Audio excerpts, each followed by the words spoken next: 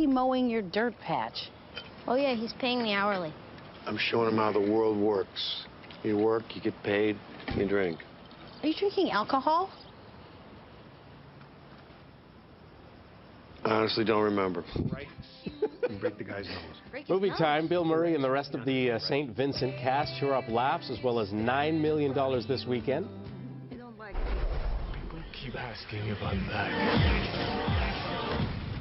Yeah, I'm thinking I'm back.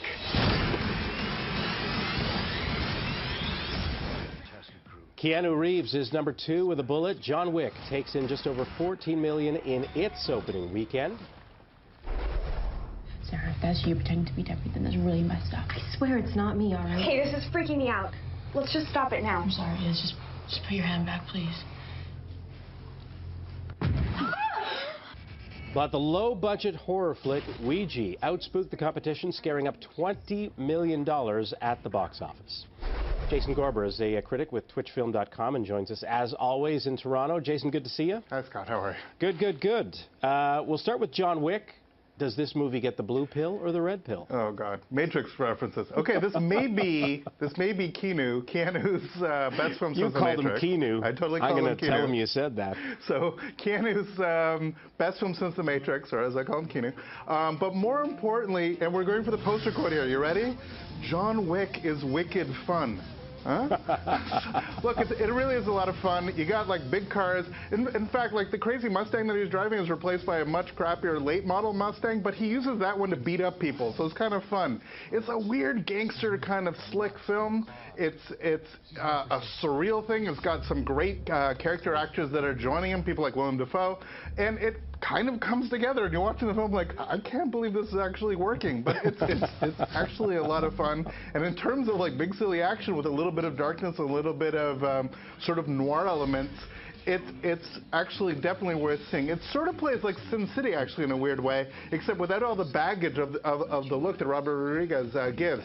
So yes, it's sort of a weird world that he inhabits, but he is perfect for it because he doesn't have to do much. He just shows up and is Keanu Reeves, and that kind of is enough for what he needs to do in this film. Jazz getting some attention in the movie Whiplash. Yeah, so here's a film that I saw way back in January in Sundance. It won both the jury and audience awards.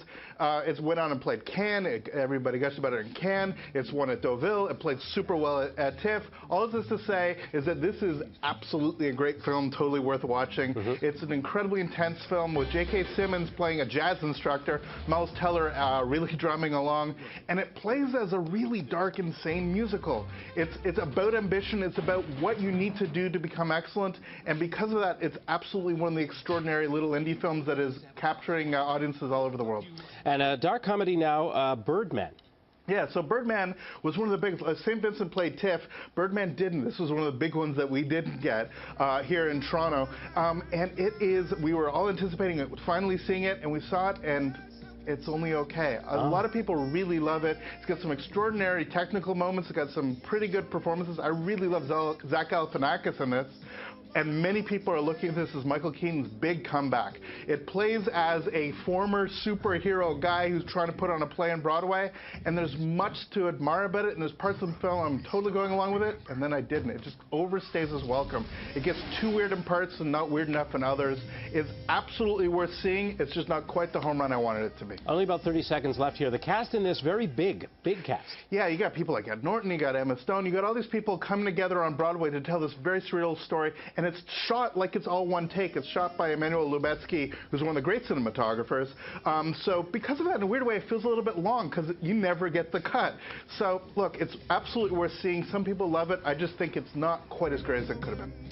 You can follow Jason on Twitter at filmfest_ca. Jason, thank you very much. Have a great week. See you next week.